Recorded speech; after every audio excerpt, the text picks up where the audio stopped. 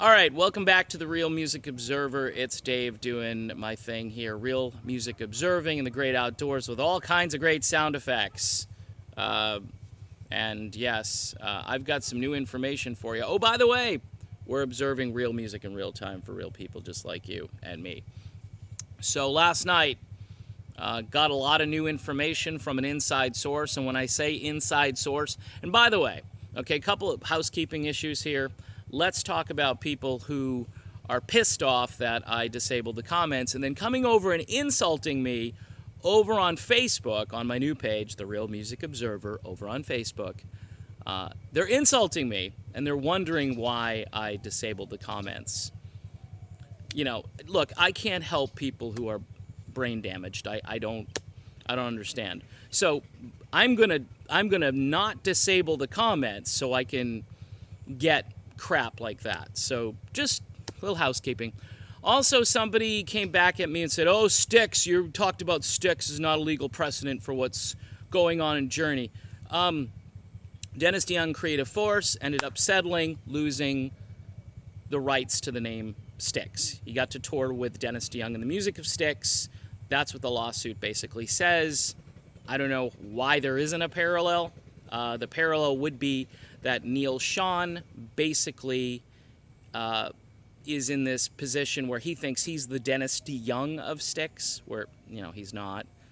You could easily assign that to either... He was there from the beginning, but it doesn't make him the Dennis DeYoung of Styx. Dennis DeYoung was the creative force behind Styx. That's the difference. Dennis DeYoung wrote lots of songs for Styx. Neal Schon, not so much, okay?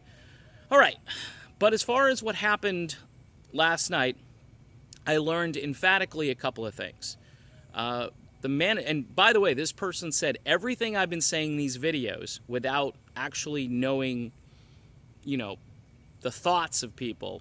They validated everything I've been saying. They basically said, yes, you are 100% right about what's going on. Journey, okay, is not owned by anybody. In other words, nobody owns the name. Irv Azoff manages the band, and this person basically told me that Irv can fire anyone he wants to from this band at any moment for any reason, because that's the way the contract was written. And rock musicians do this all the time. They say, let the management handle it. You know, we can go into all of the stories. All right, when Herbie Herbert was their manager, he was kind of like their dad. All right, so he probably would have got them together in a room and said, shut the bleep up, you know, or told Neil, stop tweeting. All right, but now it's Irv, and Irv basically is a manager. He's not a micromanager, and his product is more important to him as far as, can this band bring in fans? Do they have an appeal to a certain group of folks? All right. Are they able to perform their music well enough or good enough where they can, you know, pack a stadium? All right. I also learned that Irv Azoff is very friendly with and positive toward Arnel Pineda. And there's going to be at least one or two videos where I talk about Arnel. Again, I think Arnel's voice is kind of shot, but there's a reason for some of that. I'm not going to say all of it, because I'm not going to go back on my opinion that Arnel probably was the wrong guy for this job, but I have a whole new respect for him in the sense that what he's had to deal with, all right, and that's a key to all of this. Now, all of you Neal Schon sycophants, get ready, because number one, who says Neil owns the name of the band? He doesn't. He doesn't own the name of the band. And last night, the video I posted about him complaining about management, because management didn't stop the White House visit because management was okay with the White House visit. Get it? So Neil can post... What Neil is trying to do right now is wage his own little personal PR campaign, probably orchestrated by his wife. And I got confirmation that there's certainly some animosity toward Jonathan Cain's wife because of her wealth, not because of who she is, not even because of her church or her faith or what she looks like. It has to do, can you believe it, with the fact that she's got more money than John Kane. And I don't see, and this is where the sort of the train runs off the rails for me. I wouldn't see how that would matter to anybody in this situation. You've all got enough money for life. You all are well off. And if it's that petty and that ridiculous, I have nothing to say about that. What I'm really focusing on, though, in this video is the fact that management themselves control the destiny of Journey, all right? And management seems to be also very positive and friendly toward, we mentioned Arnel, but also John Kane, Ross Valory, and Steve Smith. And by the way, I also got confirmation that even though Steve Smith didn't go to the White House, he's more or less aligned with the camp that did, all right? So that creates a different narrative than the one where Neal Schon is the victim here. It seems as though there's a little coup going on, or there has been for some time, and that's why Neal's freaking out. These people want to tour, and they want to use the name of the band.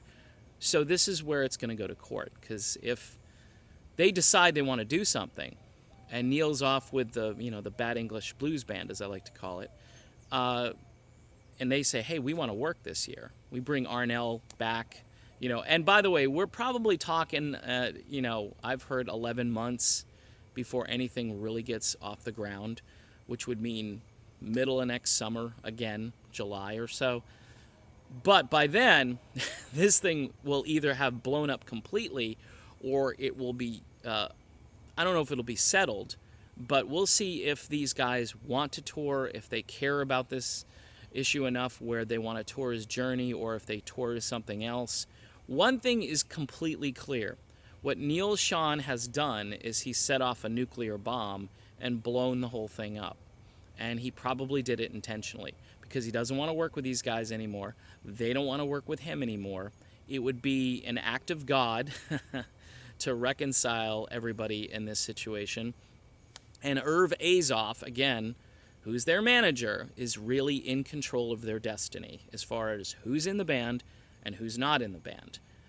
If he looks at this situation as sort of, just beyond repair, he may say, hey, Neal, it's time, dude. You pack and you leave. And at that point, what I think would happen is Neal would file the lawsuit and say, this is my band, and then the court would have to hear it. And who knows? Like I said, I'm not saying Neal would 100% lose. He'd have to settle. I mean, this would be like John Payne and the Music of Asia. This would be Dennis DeYoung and the Music of Styx. Notice, too, how for a while Neal Schon had the Twitter handle Neal Schon's Journey, okay, versus, just regular, normal Journey with nobody's name in front of it. There's a method to that. I mean, he probably already knows that the handwriting is on the wall. And the fact that he's letting his fans know that, the other band members want to tour without me. I'm not going to let them over my dead body. Okay, well, guess what? They could tour without you. In the meantime, they could tour and go out as anything they want to. They don't have to go out as Journey. They can just say, hey, we're so-and-so, and tonight we're going to be playing Faithfully and Don't Stop Believing, and, we're good at it, so enjoy. I mean, I don't know.